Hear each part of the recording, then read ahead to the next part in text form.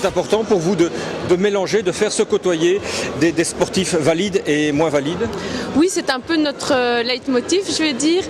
Pour nous, un sportif de haut niveau, qu'il soit en situation de handicap ou qu'il soit valide, c'est un sportif de haut niveau. Idem chez le sportif de sport de compétition, de sport pour tous, c'est du sport et la différence n'est pas visible. Les pouvoirs locaux, ce sont des partenaires incontournables?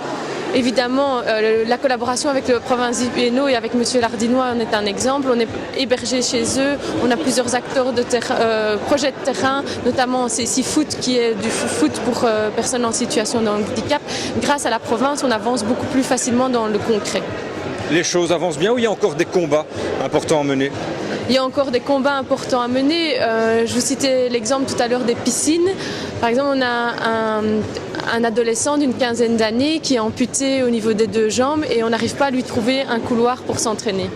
Parce qu'il n'y a pas de place pour lui, ou vous imaginez que vont dire les parents du club. Ça, c'est des choses auxquelles on est confronté tous les jours. Le regard des autres est encore à changer. Le regard des autres. Et souvent, ce n'est pas les enfants ni les adolescents, c'est plutôt les parents ou l'encadrement qui est difficile.